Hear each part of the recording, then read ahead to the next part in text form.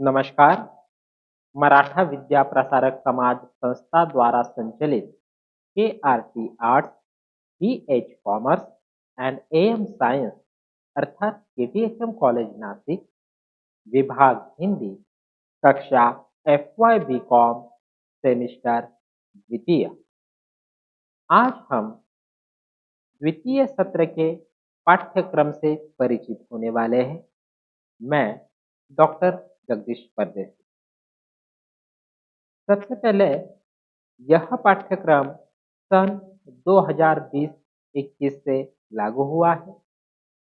प्रश्न पत्र का नाम है वैकल्पिक हिंदी प्रश्न पत्र 1B, जिसके लिए 3 क्रेडिट अर्थात 3 क्रमांक निर्धारित किए गए हैं। किताब का नाम है साहित्य सौरभ, जिसे हिंदी अध्ययन मंडल सावित्रीबाई फुले पुणे विश्वविद्यालय द्वारा संपादित किया गया है और इस किताब का प्रकाशन राजकमल प्रकाशन नई दिल्ली द्वारा किया गया है।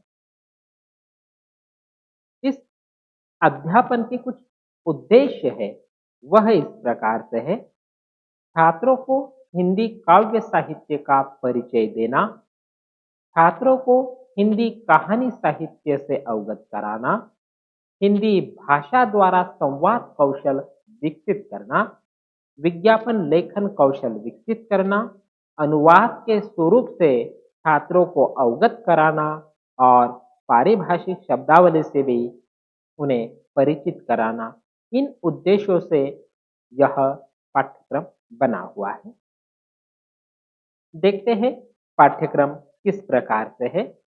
पाठ्यक्रम 3 इकाइयों में विभाजित है, जिसमें पहली इकाई है काव्य साहित्य, जिसके अंतर्गत हमें 5 कविताओं का अध्ययन करना है। वह कौन सी कविताएं हैं, देखते हैं। पहली कविता है अब की अगर लौटा तो, जिसके कवि है कुंवर नारायण। दूसरी कविता है कलगी बाजरे की, जिसके कवि है अज्ञेय। तीसरी है मांझी का पुल, केदारनाथ सिंह। चौथी कविता है बापू के प्रति, जिसके कवि है सुमित्रानंदन पंत। पांचवी कविता है माँ के लिए एक कविता और उसके कवि है कात्यायनी। इस प्रकार से इन 5 कविताओं का अध्ययन हमें इकाई 1 के अंतर्गत करना है। इकाई 2 जिसमें हमें कहानी साहित्य देखना है। 5 कहानियां यहाँ पर अध्ययन करनी है। पहली कहानी है पहलवान की ढोलक, जिसके लेखक है कनिश्वरनाथ रेणु। दूसरी है सलाम, जिसके लेखक है ओम प्रकाश वाल्मीकि। तीसरी कहानी है बच्चे का सपना, जिसे लिखा है शेखर जोशी जी ने। चौथी कहानी है बोलने वाली औरत, लेखक है ममता कालिया। पांचवी कहानी है चिट्ठी, जिसके लेखक है अखिलेश।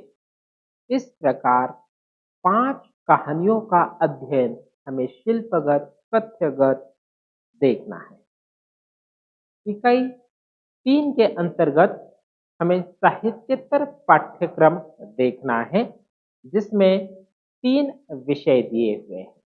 पहला है संवाद कौशल, जिसके अंतर्गत हमें भाषण कला का ज्ञान अर्जित करना है।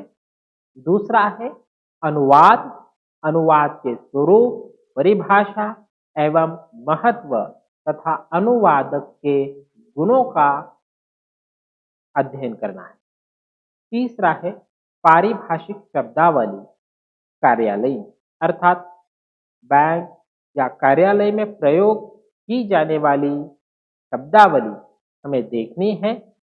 हिंदी में क्या कहा जाता है, अंग्रेजी शब्द कौन सा उसके लिए प्रयुक्त होता है, यह अध्ययन इकाई 3 के अंतर्गत करना है। इस प्रकार से हमें साहित्येतर पाठ्यक्रम देखना है। यहाँ पर रुकते हैं। धन्यवाद।